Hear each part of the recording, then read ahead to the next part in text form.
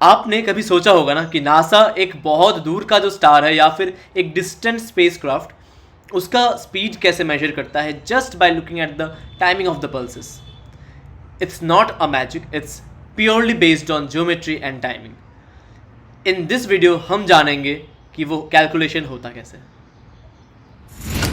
Preview.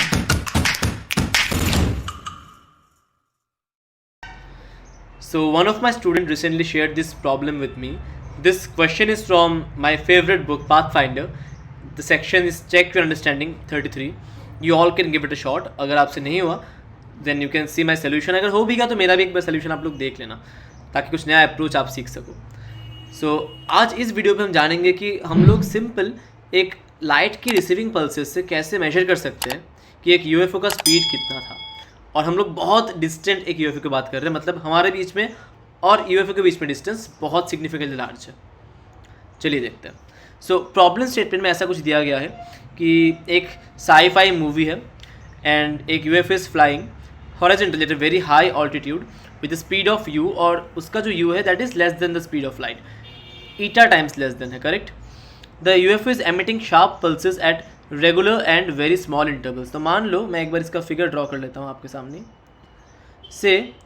कुछ यहाँ पे मेरा वर्टिकल है, इस पर ज्योमेट्री चाहिए आपको। हाँ, मैंने शुरू में बोला था काफ़ी अच्छा प्रॉब्लम है ये।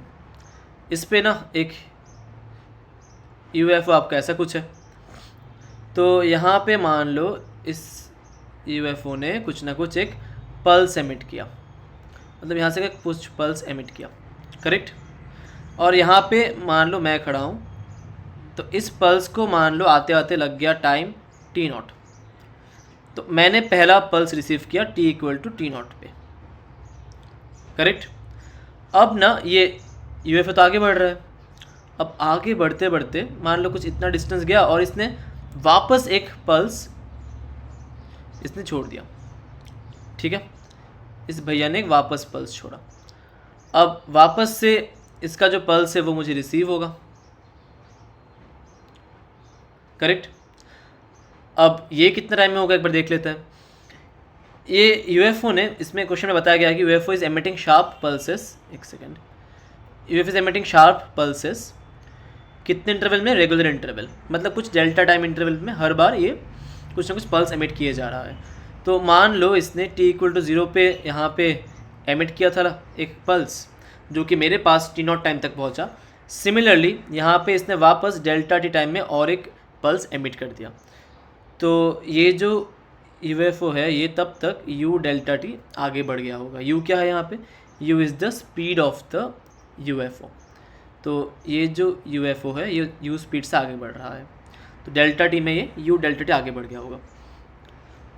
अब ये जो पल्स है जो इसने छोड़ा अभी, इसको भी मेरे पास रीच करने में कुछ ना कुछ तो टाइम लग जाएगा। मान लो इसमें टाइम लग गया मेरा t1, ठीक है। तो मैंने जो फर्स्ट पल्स रिसीव किया वो मैंने कब किया, वो मैंने किया time t equal to T naught पे। जो मैंने सेकंड पल्स रिसीव किया वो मैंने कब किया, वो मैंने किया t equal to T1 plus delta T में, करेक्ट। क्योंकि सेकेंड पल्स मेरे पास कब पहुंचा, डेल्टा टी आगे बढ़ा, थोड़ा टाइम यहाँ पे गया, वापस से T1 टाइम तक मेरे पास पहुंचा, टोटल टाइम इसको आने में लग गया T1 plus delta T, correct. मतलब मान लो ऐसा कुछ मोशन हुआ ना, पहले तो भैया ये यूएफओ यहाँ पे गया, फिर यहाँ से पल्स मेरे पास आया, तो डेल्टा टी प्लस T1। और पहली बार में क्या हुआ था, बस T1 टाइम पे मेरे पास पहुँच चुका था वो, करेक्ट। अब मैं एक ऑब्जर्वर हूँ जो कि नीचे खड़ा हूँ और मैं चाह रहा हूँ कि मुझे यूएफओ का जो है उसका स्पीड मेजर करना है।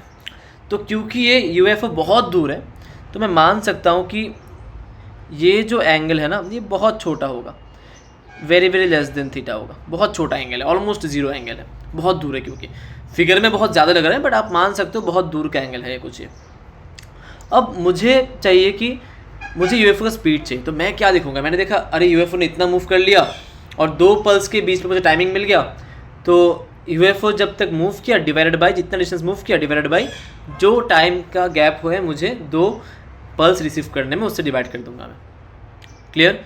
मान लो यूएफओ ने एक्स मूव किया और दो पल्स के बीच में मुझे मैंने टाइम डिफरेंस देखा डेल्टा टी या फिर टी मान लो, तो मैं सिंपली क्या करूँगा, एक्स बाई टी कर दूंगा।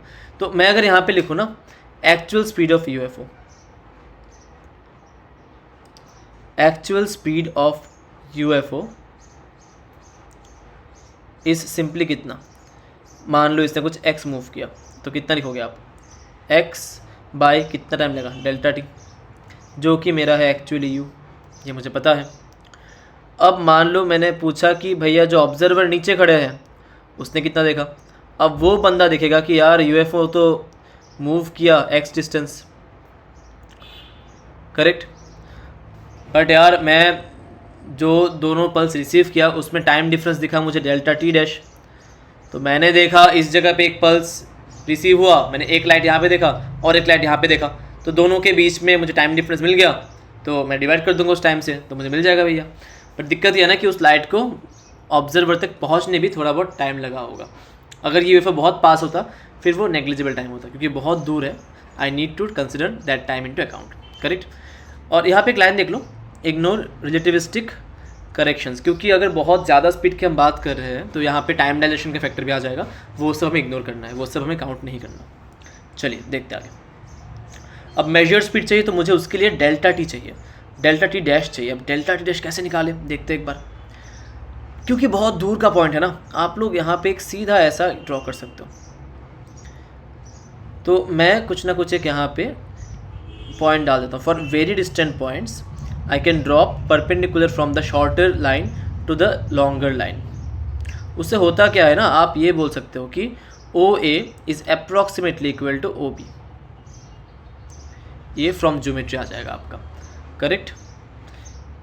For very far away points I can write this, ये मान लो आपका 90 है, ठीक है। ये अप्रोच आप याद रखना, जब भी बहुत लंबे लंबे लाइन से दोनों लाइन में हल्का सा ही डिफरेंस है डिस्टेंस का, you can drop a perpendicular from the shorter line on the longer line, जो एक्स्ट्रा डिस्टेंस है that's the difference between the two lines, मतलब ये जो पार्ट है B C that's the difference between the length of the two lines, correct. और आप ओ ए और O B को सेम मान सकते हो फिर, चलिए बढ़िया। तो आप ये भी बोल सकते हो ना कि time taken by the pulse to cover the distance B O is nothing but T naught, क्योंकि ये तो सेम ही टाइम लगेगा। अगर ए से ओ तक आने में टाइम मेरा लग गया टी नॉट, लिख देता हूँ मैं, अगर ए से आने में टाइम लग ओ तक आने में टाइम लग गया टी नॉट, तो बी से ओ तक जाने में भी टाइम लग जाएगा टी नॉट, करेक्ट, बढ़िया।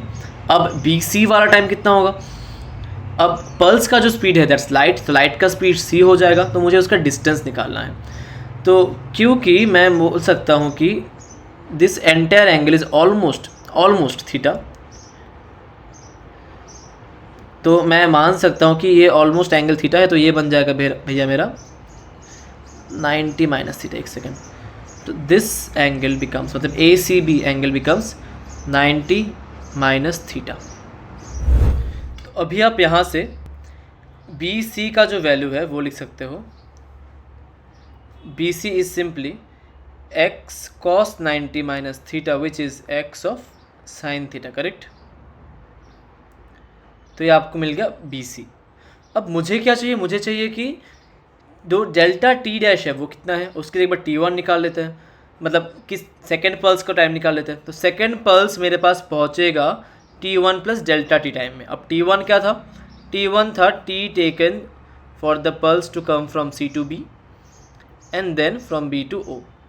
तो T from C to B ये आपका कितना हो जाएगा, this is simply X sine theta which is B C divided by speed of light, plus B O कितना हो जाएगा, B O is again T naught, ये हमने देख लिया था क्योंकि ए ओ और बी ओ का सेम टाइम है। तो यहाँ से आपका T1 मिल गया। अगर आपका T1 है तो डेल्टा टी डैश आप लिख सकते हो T1 प्लस डेल्टा टी, ये वो टाइम है जब मैंने सेकेंड पल्स रिसीव किया, माइनस टी नॉट, ये वो टाइम है जब मैंने फर्स्ट पल्स रिसीव किया।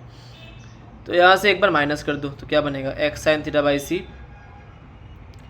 प्लस टी नॉट, ये हो गया T1 plus delta T minus T naught and T naught cancels out, यहाँ से डेल्टा टी डैश मेरा निकल के आ चुका है। अब जैसे ही मुझे डेल्टा टी डैश पता है, I can write measured speed as v measured as x by delta T dash, correct. अब X by delta T dash कितना है, X sine theta by C plus delta T. अब ऊपर जाओ और देख लो कि x कितना होगा। यहाँ से मेरा x निकल के आ जाएगा u डेल्टा टी। बढ़िया, इसको अब वापस से नीचे आके पुट कर दो, तो यहाँ बन जाएगा u delta T divided by again u delta T by C sine theta plus delta T.